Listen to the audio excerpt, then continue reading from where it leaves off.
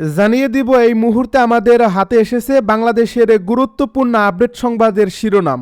শুরুতেই থাকছে ময়মনসিংহে হিন্দু যুবককে প্রকাশ্যে পিটিয়ে হত্যার তদন্ত চায় জামাত। ময়মনসিংহের ভালুকা উপজেলায় ধর্ম অবমাননার অভিযোগে এক হিন্দু যুবককে প্রকাশ্যে পিটিয়ে হত্যা এবং পরবর্তীতে মৃত লাশে আগুন দেওয়ার ঘটনার নিন্দা জানিয়েছে বাংলাদেশ জামায়াত ইসলামী।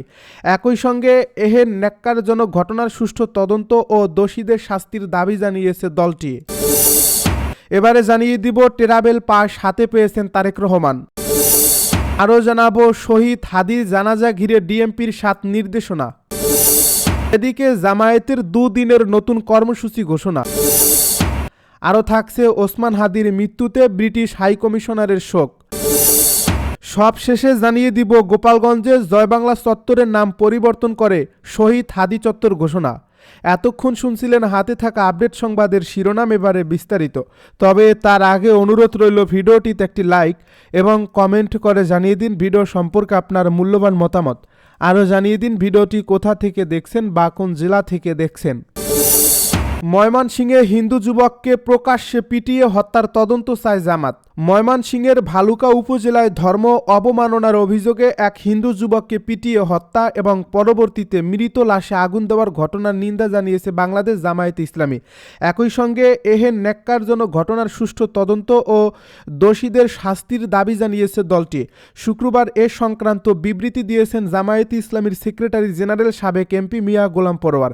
এতে বলা হয়, ময়মনসিংহের ভালুকা উপজেলায় ইসলাম ধর্ম অবমাননা এবং আল্লাহর সর্বশ্রেষ্ঠ ও সর্বশেষ নবী মানবতার বন্ধু হযরত মুহাম্মদকে নিয়ে কটূক্তি করার অভিযোগে দীপু চন্দ্র দাস নামে এক হিন্দু যুবককে পিটিয়ে হত্যা এবং পরবর্তীতে মৃত লাশে আগুন দেওয়ার ঘটনার নিন্দা জানাচ্ছি।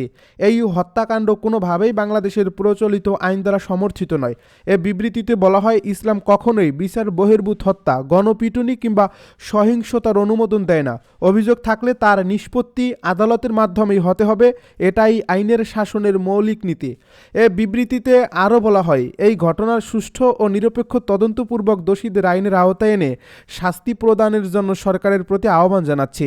বাংলাদেশ জামায়াতে ইসলামী সব সময় ধর্মীয় সহনশীলতা, মানবিক মূল্যবোধ ও আইনের শাসনের পক্ষে এবং ভবিষ্যতেও এ অবস্থান অব্যাহত রাখবে ইনশাল্লাহ। ট্রাভেল পাস হাতে পেয়েছে তারেক রহমান। দেশে ফিরতে ট্রাভেল পাস হাতে পেয়েছেন বিএনপির ভারপ্রাপ্ত চেয়ারম্যান তারেক রহমান। পররাষ্ট্র মন্ত্রণালয়ের এক কর্মকর্তা শুক্রবার রাতে গণমাধ্যমকে বলেন, উনি কাল আবেদন করেছিলেন, আমার জানামতে হয়ে গেছে। বিএনপির ভারপ্রাপ্ত চেয়ারম্যান তারেক রহমান প্রায় 18 বছর লন্ডন থাকার পর আগামী 25 ডিসেম্বর দেশে ফিরবেন। সেজন্য বৃহস্পতিবার ট্রাভেল পাস নিতে দূতাবাসে আবেদন করেন। পরে শুক্রবার সেই ট্রাভেল পাস হাতে পেয়েছেন তিনি। এদিকে বিএনপি চেয়ারপারসনের একান্ত সচিব আব্দুস সত্তার জানিয়েছেন, মেয়েকে সঙ্গে নিয়ে লন্ডন থেকে সিলেট হয়ে ঢাকায় ফিরবেন তারেক রহমান। 25 ডিসেম্বর বেলা 11টার পর তারেক রহমানকে বহনকারী বিমানটি ঢাকায় অবতরণ করবে। 2024 সালের 5 অগাস্ট পরবর্তী সময়ে তার দেশে ফেরা নিয়ে ছিল নানা জল্পনা কল্পনা। 23 নভেম্বর তার মা এবং বিএনপি চেয়ারপারসন বেগম খালেদা জিয়া অসুস্থ হওয়ার পর দেশে ফেরার বিষয়টি একক সিদ্ধান্ত নয় বলেও বার্তা দেন তিনি। তবে 12 ডিসেম্বর বিএনপির পক্ষ থেকে আনুষ্ঠানিকভাবে জানানো হয়, আগামী 25 ডিসেম্বর দেশে ফিরছেন তারেক রহমান। এরই মধ্যে দলের ভারপ্রাপ্ত চেয়ারম্যানের দেশে ফেরাকে কেন্দ্র করে গঠন করা হয়েছে অভ্যর্থনা কমিটিও। ওই কমিটি বৈঠক করে বিমানবন্দর কর্তৃপক্ষের সঙ্গে। পরে জানানো হয়, বিমানবন্দর থেকে এভার কেয়ার হাসপাতালে যাবেন তারেক রহমান। সালাউদ্দিন আহমেদ আরও জানান, শৃঙ্খলা বজায় রাখার পাশাপাশি অভ্যর্থনার জায়গা নিয়েও চলছে যাচাই বাছাই। সমাবেশ প্রসঙ্গে জানতে চাইলে দলের সিনিয়র যুগ্ম মহাসচিব রুহুল কবির রিজভী বলেন, ঐতিহাসিক জনসমাগমের জন্য প্রস্তুতি চলছে। তার স্বদেশ প্রত্যাবর্তন ঘিরে কমিটির সদস্যরা নিরলসভাবে কাজ করছেন। শহীদ হাদির জানাজা ঘিরে ডিএমপির 7 নির্দেশনা। জাতীয় সংসদ ভবনের দক্ষিণ প্লাজায় শনিবার ইনকিলাব মঞ্চের মুখপাত্র শহীদ ওসমান হাদিকে জানাজাকে ঘিরে 7 ট্রাফিক নির্দেশনা দিয়েছে ঢাকা মেট্রোপলিটন পুলিশ ডিএমপি। শুক্রবার রাত 8টায় ডিএমপি মিডিয়া বিভাগের উপ পুলিশ কমিশনার তালেবুর রহমান এক বিজ্ঞপ্তির মাধ্যমে এ নির্দেশনার কথা জানান। এ বিজ্ঞপ্তিতে বলা হয়, শনিবার বাদ জোহর জাতীয় সংসদ ভবনের দক্ষিণ প্লাজায় ইনকিলাব মঞ্চের মুখপাত্র শহীদ শরীফ ওসমান বিন হাদির জানাজা উপলক্ষে বিপুল সংখ্যক লোক সমাগম হবে। যার ফলে এ সময় মানিক মিয়া অ্যাভিনিউতে যানবাহন চলাচল সীমিত থাকবে। জানাজা অনুষ্ঠানের সুবিধার্থে খেজুরবাগান ক্রসিং থেকে মানিক মিয়া অ্যাভিনিউ পর্যন্ত যান চলাচল বন্ধ থাকবে। বর্ণিত সময়ে সুষ্ঠু ট্রাফিক ব্যবস্থাপনার স্বার্থে শনিবার নগরবাসীকে নিম্ন বর্ণিত ট্রাফিক নির্দেশনা অনুসরণের জন্য অনুরোধ করা হলো। ১. মিরপুর রোড টু ফার্মগেট ভায়া মানিক মিয়া অ্যাভিনিউগামী যানবাহন মিরপুর রোড হয়ে উত্তর দিক থেকে আসা ফার্মগেট সোনারগাঁও অভিমুখী যানবাহন গণভবন ক্রসিং, লেক রোড, উড়োজাহাজ ক্রসিং, বিজয় সরণি ক্রসিংয়ে ডানে মোড় নিয়ে ফার্মগেটের দিকে গমন করবে। ২. ফার্মগেট টু মানিক মিয়া অ্যাভিনিউ ভায়া ইন্দিরা রোডগামী যানবাহন ফার্মগেট থেকে খেজুরবাগান ক্রসিং ডানে মোড় নিয়ে উড়োজাহাজ ক্রসিং বামে মোড় নিয়ে লেক রোড গণভবন ক্রসিংয়ের দিকে গমন করবে। জামায়াতের দুদিনের কর্মসূচি ঘোষণা। ইনকিলাব মঞ্চের মুখপাত্র শরীফ ওসমান হাদির মৃত্যুতে দুদিনের কর্মসূচি ঘোষণা করেছে বাংলাদেশ জামায়াতে ইসলামী। শুক্রবার দলটির কেন্দ্রীয় কার্যালয়ে অনুষ্ঠিত এক বৈঠকে এ সিদ্ধান্ত নেওয়া হয়।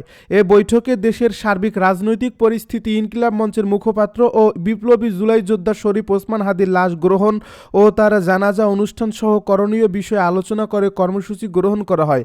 কর্মসূচির মধ্যে রয়েছে শনিবার ওসমান হাদির রুহের মাগফিরাত কামনা করে দেশের জেলা মহানগরীয় শাখায় দোয়া অনুষ্ঠান করা এবং রোববার সকাল 10টায় রাজধানী ঢাকার মগবাজারস্থ আল ফালা মিলনায়তনে কেন্দ্রীয় সংগঠনের উদ্যোগে দোয়া অনুষ্ঠান।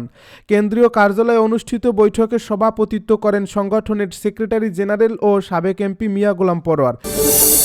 ওসমান হাদির মৃত্যুতে ব্রিটিশ হাইকমিশনের শোক। ইনকিলাব মঞ্চের মুখপাত্র শরীফ ওসমান হাদির মৃত্যুতে গভীর শোক প্রকাশ করেছে ঢাকায় অবস্থিত ব্রিটিশ হাইকমিশন।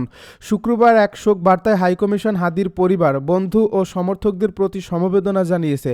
শরীফ ওসমান হাদির মৃত্যুতে গভীরভাবে শোকাহত জানিয়ে এই কঠিন সময়ে শোক সন্তপ্ত সবার প্রতি গভীর সহমর্মিতা প্রকাশ করেছে ব্রিটিশ হাইকমিশন। হাদির মৃত্যুর পর তার প্রতি আন্তর্জাতিক মহল থেকে একের পর এক শোক বার্তা আসছে। এই ঘটনায় দেশ জুড়ে ব্যাপক শোকের আবহ সৃষ্টি হয়েছে। গত 12 ডিসেম্বর গণসংযোগের জন্য রাজধানীর বিজয়নগর এলাকায় গেলে চলন্ত মোটরসাইকেল থেকে হাদিকে গুলি করা হয়।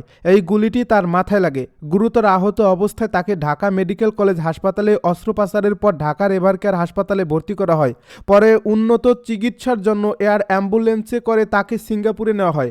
সিঙ্গাপুরে বৃহস্পতিবার রাতে চিকিৎসাধীন অবস্থায় হাদি শেষ নিঃশ্বাস ত্যাগ করেন। আজ সন্ধ্যা 5:48 রাজধানীর হজরত শাহজালাল আন্তর্জাতিক বিমানবন্দরে হাদির মরদেহ বহনকারী বিমান বাংলাদেশ এয়ারলাইন্সের ফ্লাইট BG585 ফ্লাইটটি অবতরণ করে। এর আগে বাংলাদেশ সময় দুপুর 2:03 এই ফ্লাইটটি চাঙ্গি আন্তর্জাতিক বিমানবন্দর থেকে রওনা হয়। গোপালগঞ্জে জয়বাংলা চত্বরের নাম পরিবর্তন করে শহীদ হাদি চত্বর। ইনকিলাব মঞ্চের মুখপাত্র শরীফ ওসমান হাদির মৃত্যুতে গোপালগঞ্জ বিজ্ঞান ও প্রযুক্তি বিশ্ববিদ্যালয়ের জয়বাংলা চত্বরের নাম পরিবর্তন করে শহীদ হাদি চত্বর নাম রেখেছেন শিক্ষার্থীরা। এছাড়া বিশ্ববিদ্যালয় থেকে বঙ্গবন্ধু কর্নার ও জুলাই আন্দোলনকারী 5 শিক্ষকের অপসারণের জন্য 48 ঘন্টার আলটিমেটাম দেওয়া হয়। শুক্রবার দুপুরে বিশ্ববিদ্যালয়ের কেন্দ্রীয় মসজিদে জুমার নামাজ শেষে ইনকিলাব মঞ্চের আহ্বায়ক শরীফ ওসমান হাদির রুহের মাগফিরাত কামনা করে বিশেষ দোয়া ও মোনাজাত করা হয়। পরে সেখান থেকে একটি বিক্ষোভ মিছিল বের করেন শিক্ষার্থীরা। এই মিছিলটি ক্যাম্পাসের বিভিন্ন সড়ক প্রদক্ষিণ করে জয়বাংলা চত্বরে গিয়ে শেষ হয়। প্রতিবাদ সমাবেশ শেষে বিশ্ববিদ্যালয়ের জয়বাংলা চত্বরের নাম পরিবর্তন করে শহীদ হাদি চত্বর নাম ফলক টানিয়ে দেন শিক্ষার্থীরা। এখন থেকে জয়বাংলা চত্বরের নাম শহীদ হাদি চত্বরের নামে ডাকা হবে বলে তারা ঘোষণা দেন। পরে সেখানে আন্দোলনরত শিক্ষার্থীরা দোয়া ও মোনাজাত করেন।